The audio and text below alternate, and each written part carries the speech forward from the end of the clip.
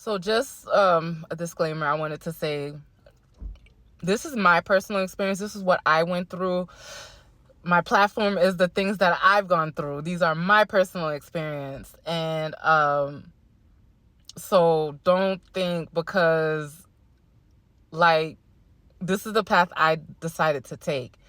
Spirituality may not be for you. You know, like um you may find comfort in the church. I just didn't, because if you've listened to my stories about Tasha and a pastor having an affair for God knows how long, and you know, with all that other stuff, like I don't trust. And with everything with churches nowadays, you know, pastors living, you know, double lives. They're straight in the church and then they're gay when they're not at the pulpit.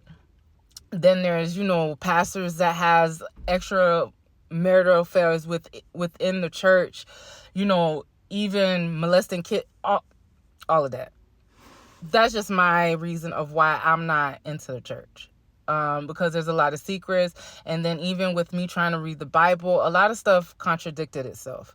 Spirituality made more sense to me because once I was doing my research and listening to other books and other philosophers and other people that walked down this journey, they brought a lot of clarification of things that I was questioning,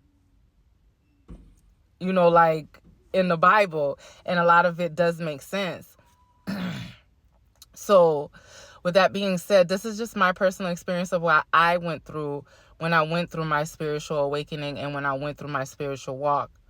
And don't think like your experience has to be like mine. A lot of spiritualists that I do follow and listen to their story, our stories are almost the same. A lot of us think we're going crazy. A lot of us start seeing who's our real family, who's our real friends. You can start being discernment. And then because I already know in my bloodline, because I have a sister that has gifts and then my mom has gifts and I know I have gifts, like that runs in my family. And if you know that runs in your family, like you might want to tap into it because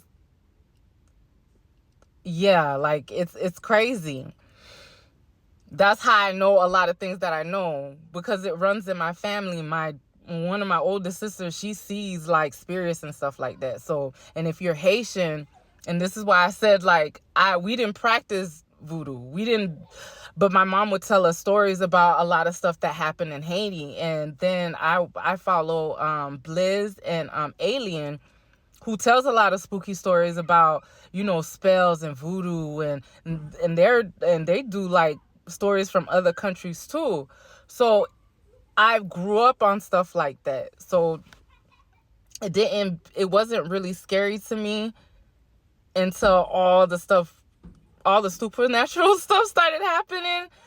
And we'll dive more into that. But I just wanted to make that disclaimer. Don't think because I'm saying the church is not for me. It's just I tried it. I got saved.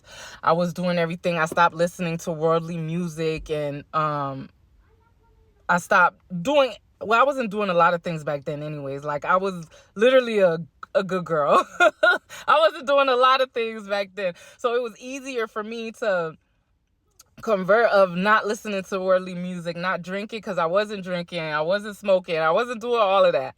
So just having bad relationships and fornicating. But even with that, even having a partner, like it contradicts itself a lot. So I just wanted to make that little disclaimer before I start, you know, going on about spirituality. But like it's something that you got to be mentally prepared for, basically. And I feel like a lot of people say this. A lot of people in the spiritual world say this. Like a lot of people that are diagnosed with mental illness or bipolar or schizophrenic and all that other stuff, like if you really dissect it, because when you go to therapy, a lot of those people have gone through trauma.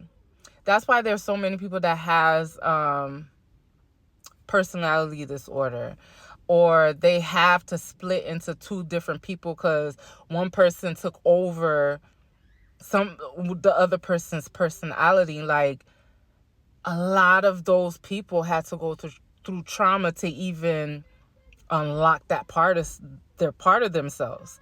Not saying that, like, I don't know, to be honest, because I don't know a lot about my my family on my dad's side. And my mom's side, really, like, my mom, I just think she's a narcissist. That's all. But a lot of Haitian women are.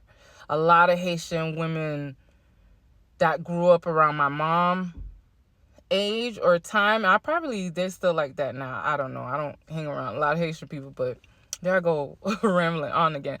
But that's the only thing about my mom. Like, she's a narcissist. Like, but that's a lot of older Haitian women. That's how they are because of their environment. And then I don't really know how she grew up, and she won't talk about it, like I said before.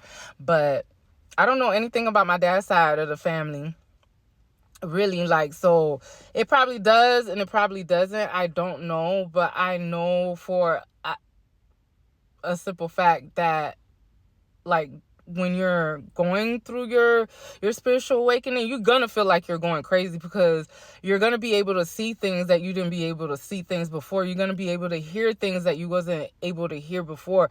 But I think too, like, I've always had those special gifts, like, because I was always very discerning about people. And whenever I felt uneasy about somebody, or I didn't feel comfortable with somebody, I was always right. I wasn't going through no psychotic break. I wasn't going through it. It's like every single time, like, I was always right about certain people. I was always right about certain situations.